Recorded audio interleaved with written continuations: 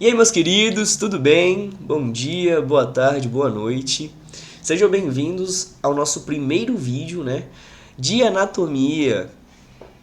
Como vocês sabem, o canal Manual da Medicina ele é composto por mim, o Arley, e pelo Gabriel.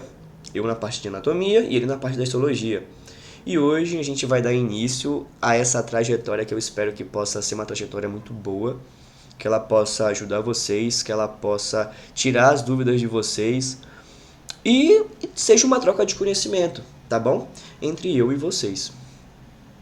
Beleza, vamos lá. Manual da Medicina. Bora estudar. A gente vai começar com a caixa torácica, certo? Capítulo 7.1 do Latarjet. E vamos que vamos. Na introdução, a gente tem o quê? A gente tem que a caixa torácica, ela é uma formação osteocartilaginosa. E o que isso quer dizer, Warley? Quer dizer que ela é formada por osso e cartílago, certo? Como a gente pode ver aqui na imagem, a gente tem ossos, mas também tem cartílagos aqui, ó. Tranquilo?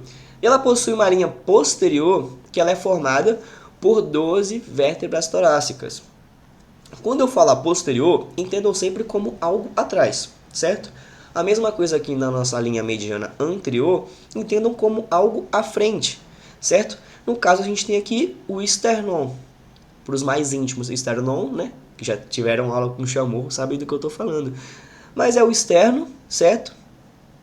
E, mais lateralmente, a gente tem as costelas. Beleza? Falando um pouco agora sobre cada osso, para ficar um negócio mais detalhado e com um entendimento melhor para todo mundo, a gente vai começar justamente com o externo, certo? E o que a gente tem? A gente tem que o externo, ele é um osso ímpar, mediano, plano e simétrico. Quando a gente fala simétrico, é que, tipo, se tu cortar ele no meio, um lado vai estar igual ao outro, beleza? Em relação à sua longitude, em relação ao seu tamanho, em um adulto ele mede cerca de 15 a 20 centímetros. Tranquilo? Quando a gente estuda anatomia, a gente tem que dividir o que a gente está estudando em partes, para que o estudo fique mais simplificado. No caso do externo, a gente tem o quê? A gente tem a cabeça, certo? Mais conhecida como manúbrio, é o nome dela, manúbrio. A gente tem o corpo, que é a maior parte do externo, e a gente tem esse rabinho, entre aspas, Por favor, não chamem rabinho na hora da prova. É só um modo de vocês aprenderem melhor. Mas o nome dele é apófise xifoide, tranquilo? Na nossa cara anterior desse externo, a gente tem alguns detalhes. No caso, a gente tem essas linhas aqui, ó. Essas linhas, a gente pode chamar elas de linhas transversas. E elas vêm de um lado para o outro. Vocês percebem isso? E esse lado aqui, a gente começa a chamar ele de borde, certo? Então, quando o doutor de anatomia ou a doutora falarem borde, vocês pensam sempre em algo mais lateral aqui, ó, em relação ao externo, certo? A gente tem também uma extremidade superior, onde a gente vai ter a escotadura jugular, tá bem aqui. A gente pode, inclusive, sentir em nós mesmos aqui. A gente vai ter também a escotadura clavicular, uma em cada lado, no caso aqui uma no lado direito, uma no lado esquerdo. A gente não pode sentir porque a cabeça da clavícula tá bem em cima dela. Beleza? E um pouquinho mais aqui embaixo, a gente tem a fossita supraxifoideia, que ela é côncava. No caso, a fossita, ela divide o corpo da apófise xifoide. Enquanto essa linha bem mais demarcada aqui, que a gente também consegue sentir palpando, a gente chama ela de ângulo do esternón, que também é uma linha transversal. Só que ela é mais conhecida como ângulo de Loews, certo? E ela é bem importante para que tu possa se localizar anatomicamente. Tranquilo? Vindo agora para a cara posterior, a gente não tem muito detalhe nela. A gente tem que ela é côncava, enquanto a anterior é convexa. Então pensa que ele está meio que assim. Cara posterior, cara anterior, certo? E o manúbrio tem alguns resquícios de de músculos infraioides e também dos ligamentos, que no caso, basicamente, esse músculo, esses ligamentos, eles vão se insertar aqui e vão deixar algumas marcas. Em relação ao músculo infraioide, é interessante que o pessoal do segundo semestre já está dando o músculo do coelho, né? Então, quem for dar uma revisadinha aqui, vai lembrar desse músculo. Nas bordas, né, que é o lado do externo, a gente vai ter meio que esses buracos aqui, ó. Tá, mas o que é esses buracos, Warley? A gente chama esses buracos de escotaduras ou incisuras costais. E o que vai se insertar nele? Bom, vai se insertar cartílago. Então, em cada buraco desse, a gente vai ter um cartílago, certo? Enquanto esse espaço entre dois buracos, certo? Vocês conseguem ver aqui, a gente tem um espacinho entre dois buracos, a gente vai também chamar eles de escotaduras, porém intercostais ou intercondrais. E o que vai se insertar aqui? Vão se insertar aqui músculos. E esses músculos, eles vão ser muito importantes em dois fatores. No caso, o músculo vai trazer consigo veia, vai trazer artéria, vai trazer nervo. Então ele vai cuidar ali daquela parte funcional e daquela parte nutrícia daquela região. Mas também a gente lembra que quando a gente vai respirar, quando a gente vai expandir o nosso tórax, esses músculos vão ser extremamente importantes nesse movimento. De levantar as costelas, de levantar o esternão, de levantar a tua caixa torácica. Tranquilo? Agora, vindo para as costelas, a gente pode ter uma generalidade delas aqui.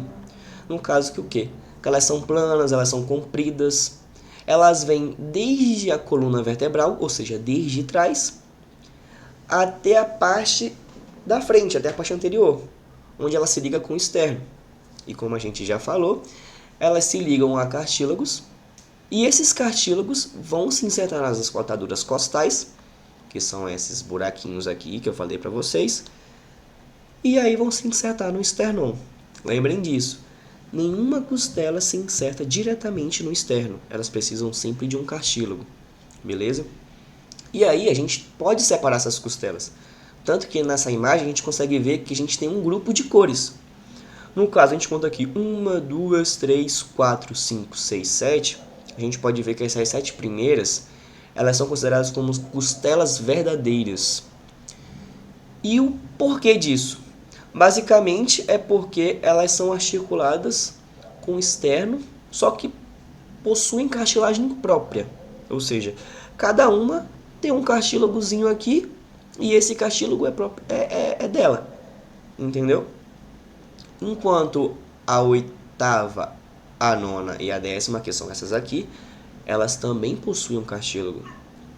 Só que aquele meio junto e misturado, sabe? Então elas se juntam as três em um só cartílago, que a gente pode também chamar de arco cartilaginoso, e se juntam no externo, beleza?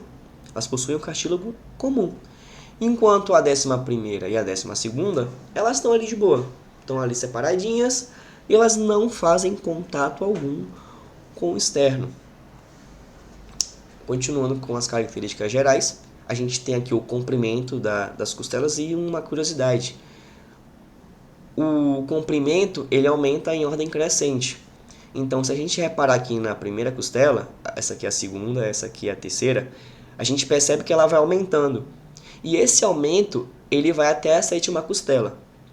Da 7ª costela até a 12ª, esse comprimento vai diminuindo. É um detalhezinho interessante, uma curiosidade muito boa para vocês.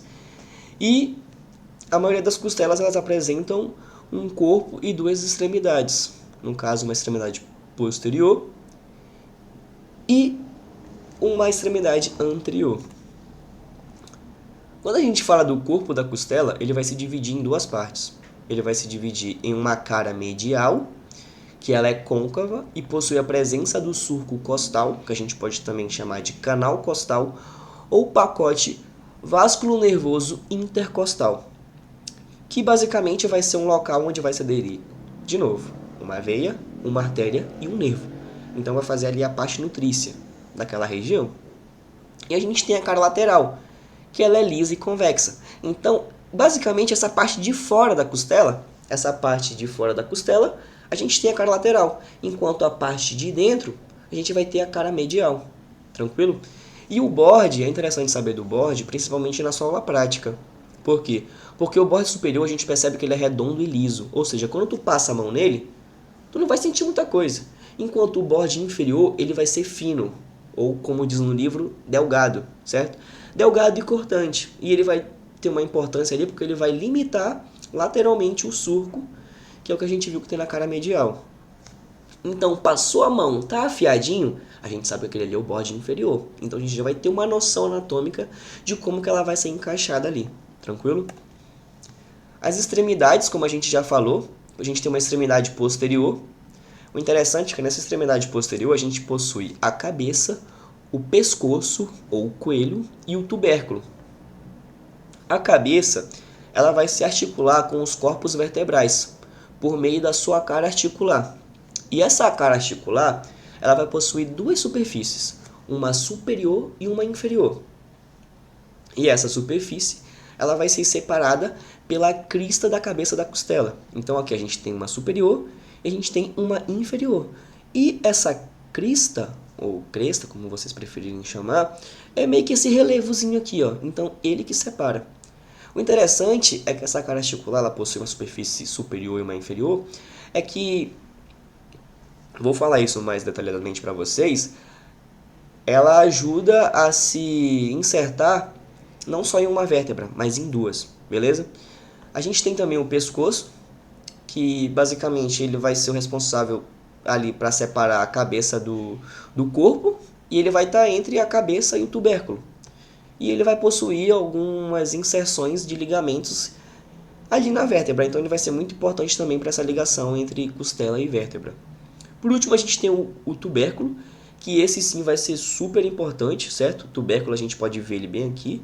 Aqui a gente vê a cabeça, e esse aqui é o colo, ou coelho, ou pescoço, como vocês preferirem.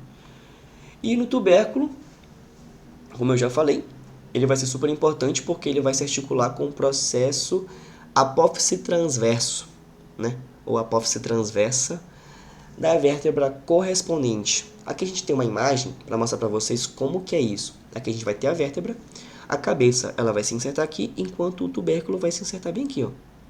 Nessa partezinha aqui, que a gente chama de apófise transversa. Beleza? E aqui vai ter vários ligamentos, né?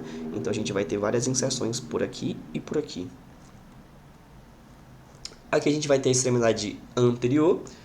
No caso, ela vai proporcionar a inserção da cartilagem. Como eu falei para vocês, nessa imagem fica muito clara que nenhuma costela faz contato direto com o externo. Ela precisa do seu cartílago, ó. A gente vai ter as que vão ter a cartilagem própria, enquanto a gente vai ter as que precisam se juntar para ter uma só cartilagem e fazer contato com o externo. E aí no final a gente vê as flotantes, que não fazem contato com o externo. Aí agora a gente vai entrar um pouco sobre a curiosidade e as características de algumas costelas que têm suas características próprias.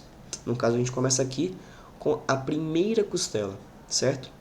Como a gente pode ver, ela é uma costela plana, curta e tem uma orientação horizontal, certo?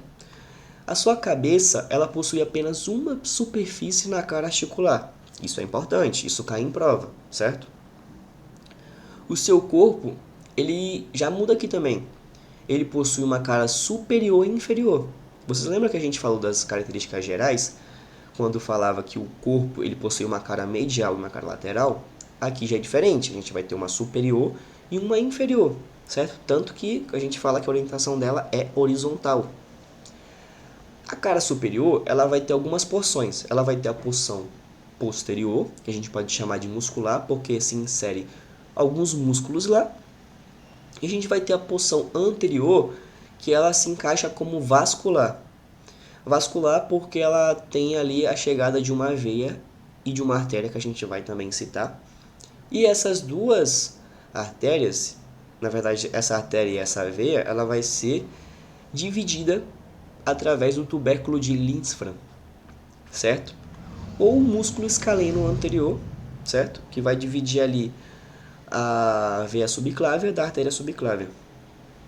Enquanto a cara inferior, ela vai ter apenas um borde medial e um bode lateral e uma extremidade anterior. E não tem muita coisa para falar dela, né? Mas sim certo ligamento costoclavicular ali. Ó, aqui a gente tem uma imagem melhor que a gente pode mostrar para vocês. A porção posterior, a gente vai ter vários músculos, certo? Se insertando nele. E aqui a gente tem os músculos, né? O cerrado posterior, o serrátil superior, o anterior, o ilho costal, o escaleno médio e o escaleno posterior. Enquanto na porção anterior, a gente chama de vascular, a gente vai ter o tubérculo do músculo escaleno anterior, popularmente conhecida como tubérculo de Lindsfram, certo? E ele vai separar aqui o surco que está bem aqui da artéria subclávia, certo? E mais aqui na frente da veia subclávia. A segunda costilha, ela também vai ter suas características próprias e ela vai mudar as suas caras. No caso, ela vai ter uma cara superlateral, onde vai se insertar o escaleno posterior e o serrátil anterior, e vai ter uma cara inferomedial, também cai em prova, que é apoiada sobre a membrana pleural, certo? Suprapleural, perdão. E já as últimas, que no caso é a 11ª e a 12ª costela, elas vão ter características próprias que são, basicamente, ter também uma superfície na cara articular e ela não possui tubérculo, surco ou ângulo. Elas são curtas e horizontais. E como eu já falei para vocês, elas são consideradas como costelas flutuantes ou flotantes, certo? Em relação aqui aos cartílagos costais, a gente tem que eles prolongam as 10 primeiras costelas, como eu já falei para vocês. A 8, a 9 e a 10 se unem na 7ª cartilagem para formar o arco costal, ou arco cartilaginoso, como eu já falei para vocês. Elas vão se distinguir uma cara anterior, uma cara posterior, vão ter duas bordas que são superior e inferior, certo? A anterior, a gente vai ter ali o peitoral maior e o reto do abdômen. E em relação a superior e inferior, entre elas se inserta a membrana intercostal externa e o músculo intercostal interno. Fechou? Oi, gente, é isso. A gente finaliza o vídeo por aqui. Como diz no último slide, eu espero que vocês tenham entendido e agradeço vocês pela confiança de ter chegado aqui até o final. Se tenha ficado alguma dúvida, pode mandar mensagem lá para mim no meu pessoal, pode mandar mensagem no pessoal do Gabriel em relação à histologia. Mas a gente vai responder e vai procurar responder mesmo sempre no Manual da Medicina. Tirar as dúvidas, fazendo caixinha, fazendo questões. Inclusive, hoje mesmo eu vou soltar umas questões para vocês darem uma analisada lá, depois de verem um vídeo e responder certinho. É isso aí, tamo junto, valeu!